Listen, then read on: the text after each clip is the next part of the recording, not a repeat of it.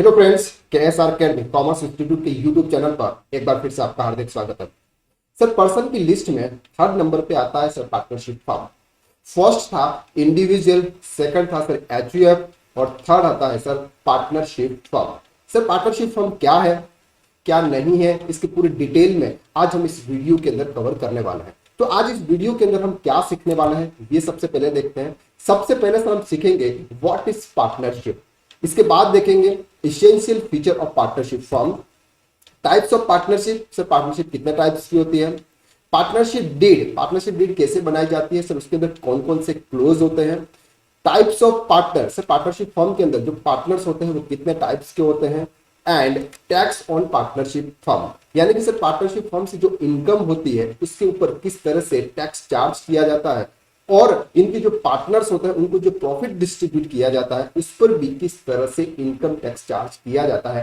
ये सब आज इस वीडियो के अंदर कवर करने वाला है। तो वीडियो बहुत इंपॉर्टेंट है सर, लास्ट तक देखिएगा। पार्टनरशिप फर्म के जितने भी आपके कंफ्यूजन है वो सभी कंफ्यूजन दूर हो जाएंगे। अब सबसे पहले सर हम समझते हैं what is partnership. Sir, examples लेते हैं। एग्जांपल्स का मतलब सबसे पहले ए एक पर्सन है। ए एक पर्सन है, उन्होंने सर एक बिजनेस स्टार्ट किया 5 लाख रुपीज लगाकर। 5 लाख रुपीज का उन्होंने कैपिटल का कंट्रीब्यूशन किया और 5 लाख रुपीज लगाकर उन्होंने एक बिजनेस स्टार्ट किया। उस बिजनेस को सोल प्रोप्राइटरशिप बिजनेस कहा जाता है। अब से मिस्टर ए उस बिजनेस का ओनर है। जो भी प्रॉफिट होगा वो मिस्टर ए का होगा और जो भी लॉस होगा वो मिस्टर ए का होगा, यानी कि पूरी अथॉरिटी मिस्टर ए की होगी। सर, किसी से उसको कोई परमिशन लेने की जरूरत नहीं होगी। अब हम बात कर रहे हैं ए और बी, यानी कि एक फ्रेंड है सर ए का, और ए और बी ने दोनों ने मिलकर सोचा कि सर अपन एक बिजनेस करते हैं। अब बिजनेस करने के लिए क्या लगाना पड़ता है सर, पैसा लगाना पड़ता है। तो दोनों ने 50-50% कॉन्ट्रीब्यूशन किया। तो ये मान के चले सर 5 लाख रुपीज का कॉन्ट्रीब्यूशन ए ने किया और 5 लाख का कॉन्ट्रीब्यूशन बी ने किया। दोनों ने मिलकर 10 लाख रुपीज का कॉन्ट्रीब्यूशन किया और एक बिजनेस को स्टार्ट किया। अब से ये जो बिजनेस स्टार्ट किया, ये बिजनेस एज ए चलेगा तो इंडिविजुअल प्रोप्राइटरशिप फर्म की तरह ही, लेकिन यहां पर इसकी जो ओनर है वो दो ओनर है। कौन कौन से, ए और बी। क्यों? क्योंकि से दोनों ने कंट्रीब्यूट किया हुआ। अब जब प्रॉफिट होगा वो प्रॉफिट भी पार्टनर्स ए पार्टनर्स बी दोनों डिस्ट्रीब्यूट करेंगे। तो यहां पर पार्टनरशिप फर्म का मतलब होता है कि दो या दो से ज्यादा पर्सन मिलकर अगर किसी एक बिजनेस को करते हैं तो उसे पार्टनरशिप फर्म कहा जाता है। अब ज्यादा लोग मतलब कंट्रीब्यूशन, मतलब पैसा लगा रहे हैं, दो या दो से ज्यादा लोग मिलकर अगर पैसा लगाते हैं किसी बिजनेस के अंदर तो उस बिजनेस को पार्टनरशिप फर्म कहा जाता है। अब सर मिनिमम पर्सन तो हो गए कि दो, मिनिमम पर्सन तो हो गए कि सर दो, लेकिन मैक्सिमम कितने पर्सन है। तो पार्टनरशिप एक 1932 डिफाइड करता है कि सर मिनिमम पर्सन दो है लेकिन मैक्सिमम की बात नहीं करता है। तो मैक्सिमम की बात कंपनीज एक्ट 2013 के अंदर, कंपनीज एक्ट 2013 बोलता है कि सर मैक्सिमम 50 मेंबर साथ में मिलकर एक पार्टनरशिप फर्म बनाकर काम कर सकते हैं। तो मिनिमम कितने हो गए सर, दो, और मैक्सिमम कितने हो गए 50%। तो 50% तक पार्टनरशिप फर्म काम कर सकती है। आप सर समझते हैं कि पार्टनरशिप फर्म के लिए जो इसेंशियल फीचर है वो क्या है, मतलब पार्टनरशिप फर्म कैसे बनती है। तो यहां पर हम बात कर रहे हैं सबसे पहले 2 और मोर पर्सन, यानी कि किसी भी बिजनेस की पार्टनरशिप फर्म बनानी है तो उसके लिए मिनिमम 2 पर्सन या उससे ज्यादा होना चाहिए। मिनिमम 2 और मैक्सिमम कितने से, जो अभी हमने देखा 50%। तो मिनिमम 2 और मैक्सिमम 50% एक बिजनेस के अंदर होने चाहिए जो पार्टनरशिप फर्म के अंदर काम करते हैं। अब सर पार्टनरशिप का सिंपल सा मतलब ये सिर्फ और सिर्फ बिजनेस के लिए होती है। अगर आप दो या दो से ज्यादा लोग मिलकर एक प्रॉपर्टी परचेस करते हो एक साथ में, यानी कि तीनों ने पैसा लगाया, तीनों पार्टनरशिप मतलब पार्टनर्स बन गए तीनों उस प्रॉपर्टी के, तो वो क्या पार्टनरशिप फर्म कहलाएगी? बिल्कुल नो सर, वो पार्टनरशिप फर्म नहीं कहलाएगी, वो पार्टनरशिप नहीं कहलाएगी, वो कहलाएगी सर को ओनरशिप। जब आप कोई प्रॉपर्टी परचेस करते हो दो या दो से ज्यादा लोग साथ में मिलकर तो उसको को ओनरशिप कहा जाता है, पार्टनरशिप नहीं कहा जाता है। तो पार्टनरशिप सिर्फ कहां पे कहा जाता है, ये सिर्फ और सिर्फ बिजनेस के लिए होती है। अगर साथ में मिलकर अगर आप बिजनेस कर रहे हो तो उसको पार्टनरशिप फर्म कहा जाता है। तो यहां पर कितने मेंबर्स की रिक्वायरमेंट है, मिनिमम 2 और maximum 50। Agreement, sir partnership form अगर आप बनाते हो तो जितने भी पार्टनर्स हैं उनकी जो भी सोच विचार है वो अलग अलग होते हैं। कोई पार्टनर्स बोलता है सर हमें ये करना है, कोई पार्टनर्स बोलता है ये करना है, कोई किसमें एग्री होता नहीं होता है। तो सबसे पहले क्या बनाया जाता है सर, एग्रीमेंट बनवाया जाता है। क्योंकि सर जब पार्टनरशिप स्टार्ट होती है तब तक तो सही सही होता है, लेकिन जब पार्टनरशिप धीरे धीरे आगे चलती है, बिजनेस अच्छा चलने लगता है, प्रॉफिट होने लगता है, तब एक दूसरे पार्टनर्स की जो सोच होती है वो थोड़ी सी चेंज होती जाती है। तो ये जो एग्रीमेंट होता है ये सबसे पहले जब पार्टनरशिप स्टार्ट होती है, जब बिजनेस स्टार्ट करता है तब एग्रीमेंट बनाता है। अब सर एग्रीमेंट बनाना क्या जरूरी है? Answer is no. सर बिना एग्रीमेंट बना के भी आप काम कर सकते हो as a partnership form. Sir virtual agreement यानी कि ओरल एग्रीमेंट भी बना सकते हो आप, और रिटन एग्रीमेंट भी बना सकते हो। सर एग्रीमेंट के अंदर क्या क्या लिखा होता है, क्या नहीं लिखा होता है, ये पार्टनर्स ही जानते हैं सर। ये पार्टनर्स की ये किस तरह से पार्टनरशिप करेंगे, क्या प्रॉफिट शेयरिंग रेशियो होगा, कौन कितना कैपिटल लगाता है, ये सब पार्ट एक एग्रीमेंट के अंदर होता है, ताकि कल उठ के अगर कुछ भी हो जाए तो एग्रीमेंट के बेस पे डिसीजन ले सकते हैं। नेक्स्ट हम बात कर रहे हैं सर बिजनेस, मतलब पार्टनरशिप फर्म किसके लिए होती है? सिर्फ बिजनेस के लिए होती है। अगर बिजनेस है तो पार्टनरशिप फर्म होगी, और अगर बिजनेस नहीं है तो पार्टनरशिप फर्म नहीं होगी। नेक्स्ट है म्यूचुअल एजेंसी।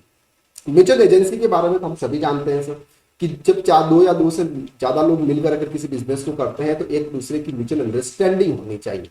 तो यहाँ पर पार्टनरशिप फर्म के अंदर सबसे जरूरी चीज होती है सर म्यूचुअल एजेंसी। मतलब एक जो दो से जितने भी पार्टनर्स हैं वो सभी पार्टनर्स आपस में मिलकर काम करें, उनकी जो सोच और जो विचार है वो एक दूसरे से मैच करें, म्यूचुअल अंडरस्टैंडिंग बनी रहे। नेक्स्ट है sir sharing of profit. Sir जब एक कोई बिजनेस कर रहा था तो जो भी प्रॉफिट होता था वो मिस्टर ए अकेले का होता था। क्यों? क्योंकि सर बिजनेस का ओनर वो ही था। लेकिन यहां पर सर इस बिजनेस पार्टनरशिप फर्म के अंदर जो ओनर होते हैं ना वो जितने भी कंट्रीब्यूट करते हैं वो माने जाते हैं।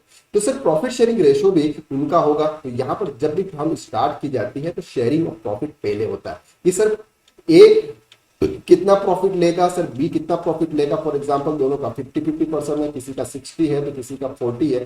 ये सब पहले से डिसाइड होता है इस पर कैपिटल के हिसाब से, जो लोग जितना कैपिटल लगाते हैं उसके हिसाब से डिसाइड करते हैं। तो प्रॉफिट शेयरिंग रेशो बहुत जरूरी होता है। नेक्स्ट है सर लाइबिलिटी ऑफ पार्टनर। अब तो लाइबिलिटी ऑफ पार्टनर क्या होता है? लाइबिलिटी ऑफ पार्टनर का मतलब होता है कि सर यहाँ पर as per income tax point of view से अगर हम समझे तो पार्टनरशिप फर्म और पार्टनर्स ये दोनों सेपरेट होते हैं। क्यों? क्योंकि पार्टनरशिप फर्म का भी एक सेपरेट पेन कार्ड बनता है, और जो भी इनकम टैक्स रिटर्न फाइल करता है, मतलब partnership firm income tax return file करती है, और प्रॉपर पार्टनर्स जो भी अपने सेपरेट रिटर्न फाइल करते हैं। लेकिन सर पार्टनरशिप एक 1932 ये नहीं कहता, इन दोनों को सेपरेट नहीं मानता। अगर बिजनेस में लॉस हो जाता है, एक दो पार्टनर से बिजनेस में अगर लॉस हो जाता है तो लॉस होने के बाद जो पार्टनरशिप फर्म की जो एसेट्स होती है वो सेल कर दी जाती है। फिर भी जो उनके क्रेडिटर्स होते हैं, उनकी जो लाइबिलिटीज होती है वो फुलफिल नहीं होती है। तो पार्टनर्स की भी एसेट्स यानी पार्टनर्स की जो इंडिविजुअल एसेट्स होती है वो भी सेल करके इनकी लाइबिलिटी को पूरा किया जाता है। इसको बोलते हैं लाइबिलिटी ऑफ पार्टनर्स।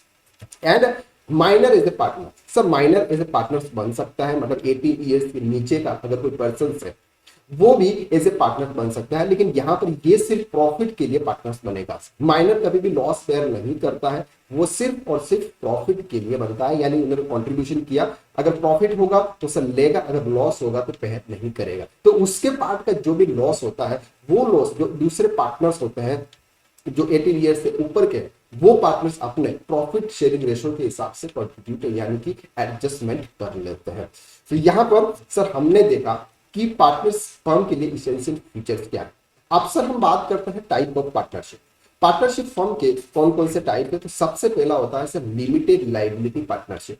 अब limited liability partnership limited liability partnership 2008 के अंदर ये बताया गया कि सर जब दो पार्टनर्स या जरूरत से ज्यादा पार्टनर्स मिलकर अगर बिजनेस को करते हैं तो पार्टनरशिप एक्ट 1932 उन दोनों को सेपरेट नहीं मानता, जो अभी अभी मैंने आपको बताया।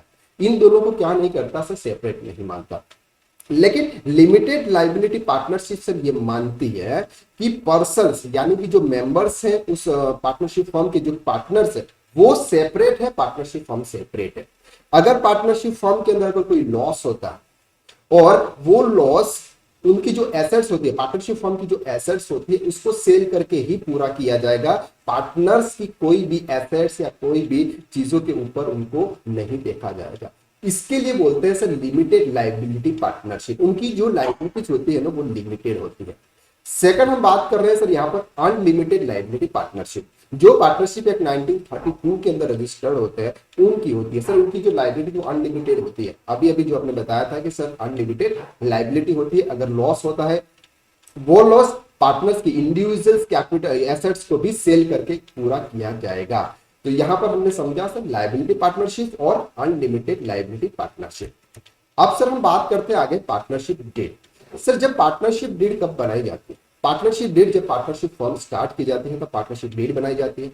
पार्टनरशिप डीड क्यों बनाई जाती है सर? क्योंकि हमको पैन कार्ड बनवाना होता है, पार्टनरशिप फॉर्म को रजिस्टर्ड करना होता है। तो पार्टनरशिप फॉर्म को रजिस्टर्ड करने के लिए हमको पार्टनरशिप डीड बनानी होती है। अब सर यहाँ पर एक चीज ध्यान से समझनी है आपको, अगर आप एक म्यूचुअल अंडरस्टैंडिंग के हिसाब से ऐसे पार्टनरशिप फॉर्म के अंदर काम कर सकते हो, लेकिन उसका जो ओनर होगा वो ऑन डॉक्यूमेंट एक ही होगा। एक पर्सन ओनर है उसका प्रोप्राइटरशिप फर्म की तरह, लेकिन पैसा अलग अलग पार्टनर्स ने लगाया हुआ। तो जो पार्टनर्स है वो सब ऐसे साइलेंट मोड में रहते हैं, यानी कि इनका कोई नाम नहीं आता है, और जो पर्सन है जिसका नाम है वो ही इस बिजनेस का ओनर माना जाता है। दूसरी चीज यहां पर होती है कि सर एक पार्टनरशिप फर्म का निर्माण किया जाता है, आर्टिफिशियल पर्संस का निर्माण किया जाता है, उनका सेपरेट पेन नंबर लिया जाता है। जिनके जो पार्टनर्स होते हैं उनके द्वारा उनके जो डॉक्यूमेंट्स होते हैं वो डॉक्यूमेंट्स देके एक पेन नंबर लिया जाता है पार्टनरशिप फर्म का, तो वो एक पर्सन माना जाएगा income tax point of view से। तो जो रिटर्न है वो रिटर्न पार्टनरशिप फर्म पे करेगी, उसके फाइल करेगी, उसका जो टैक्स है वो पार्टनरशिप फर्म इंडिविजुअली पे करेगी उस इनकम के ऊपर। तो पार्टनरशिप डीड के अंदर कौन कौन से चीजें होती हैं? तो सबसे पहले हम बात करते हैं name and address of all partners. Sir ये जो पार्टनर्स है उनके नेम और उनके जो एड्रेस है वो सभी लगेंगे। Amount of capital to be contributed by each partner. Sir partners contribute कर रहे हैं तो उनका कितना अमाउंट वो कॉन्ट्रीब्यूट कर रहे हैं वो पार्टनरशिप डीड के अंदर लिखा होगा।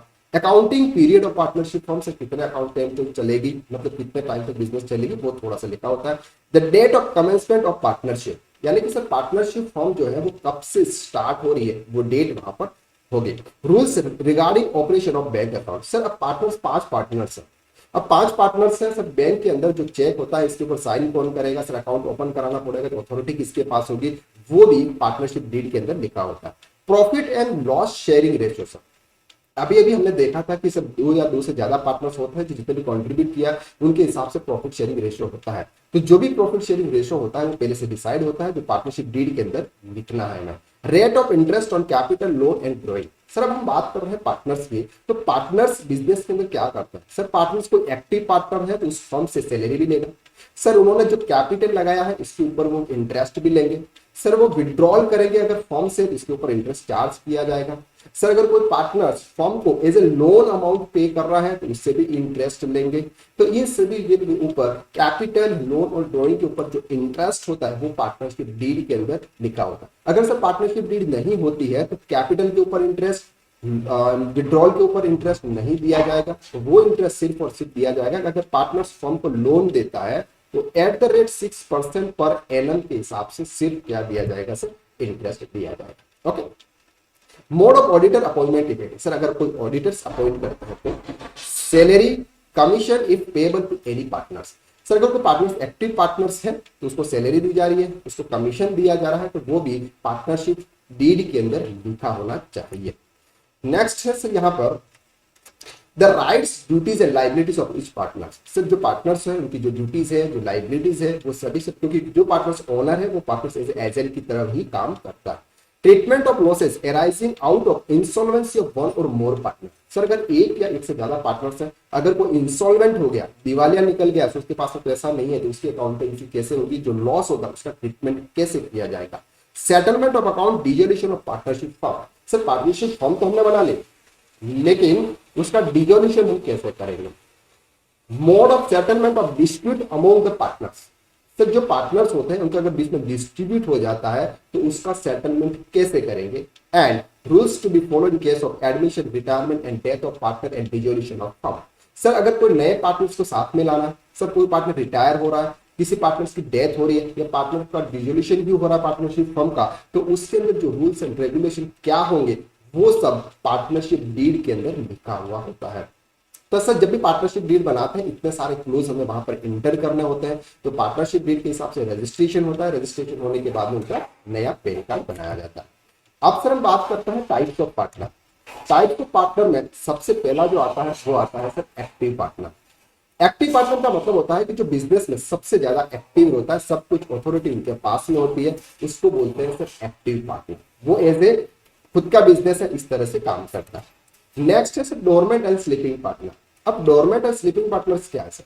डोरमेंट और स्लीपिंग पार्टनर्स का मतलब होता है कि सर उसका कंट्रीब्यूट कर दिया, पैसा लगा दिया बिजनेस में, लेकिन वो एज साइलेंट मोड पे, सर जब प्रॉफिट आएगा तो आप मुझे बता देना, बाकी बिजनेस में क्या चल रहा है क्या नहीं चल रहा है मुझे कोई मतलब नहीं, उसको बोलते हैं सर स्लीपिंग पार्टनर। देन बात करते हैं sir nominal partner. Nominal partners यहाँ पर गुडविल की काम करता है।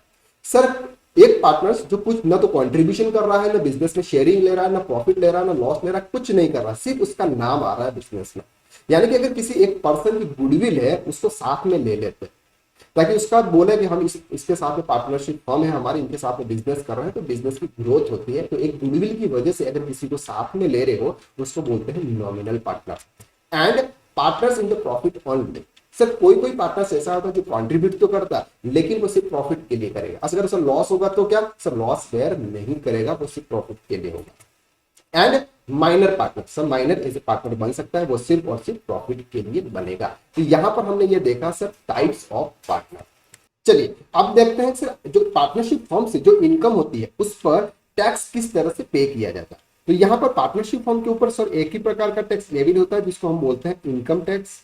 बाकी जो इनडायरेक्ट टैक्स लेविड होता है जीएसटी वो एक एक्स्ट्रा है, लेकिन यहाँ पर हम बात कर रहे हैं इनकम टैक्स की। Sir as per profit and loss statement के हिसाब से जो भी प्रॉफिट आता है उस पे 30% के हिसाब से टैक्स चार्ज किया जाता है। तो यहाँ पर ये जो चार्ज है जैसे 5%, 10%, 20%, ये जो स्लेब रेट है, ये स्लेब रेट पार्टनरशिप फर्म के ऊपर एप्लीकेबल नहीं होती है, ये सिर्फ एप्लीकेबल होती है इंडिविजुअल और एचयूएफ के। ओके, तो यहाँ पर at the rate 30%, for example अगर आपकी 1 लाख रुपीज की इनकम हुई तो एट द रेट 30% यानी कि 30,000 रुपीज, और 30,000 पर 4% एजुकेशनल सेस एड हो जाएगा, तो जो भी वैल्यू आएगी ये आपको टैक्स पे करनी पड़ेगी। अब सर हम बात कर रहे हैं कि जो पार्टनर्स होते हैं उनके लिए जो इनकम होती है, यहाँ पर सर आपने जो टैक्स पे किया पार्टनरशिप फर्म से जो भी प्रॉफिट हुआ था वो प्रॉफिट पार्टनर्स अपने प्रॉफिट शेयरिंग रेशियो के हिसाब से डिस्ट्रीब्यूट करते हैं।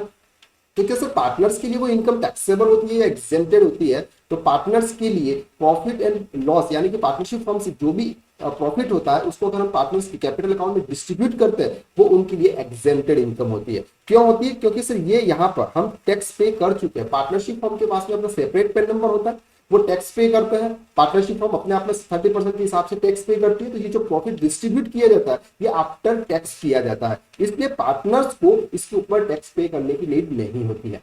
लेकिन सर पार्टनर्स को कौन सी इनकम के ऊपर टैक्स पे करना है? सर पार्टनर्स अगर सैलरी ले रहा है, पार्टनरशिप फर्म से सैलरी ले रहा है, सर पार्टनर्स अगर इंटरेस्ट ले रहा है, अगर पार्टनर्स कमीशन ले रहा है, तो सर इस इनकम के ऊपर पार्टनर को इनकम टैक्स पे करना पड़ेगा, उनकी टैक्सेबल इनकम के अंदर ऐड होगा और जो भी स्लेब रेट में आएगा इसके हिसाब से उनको टैक्स पे करना पड़ेगा। क्यों?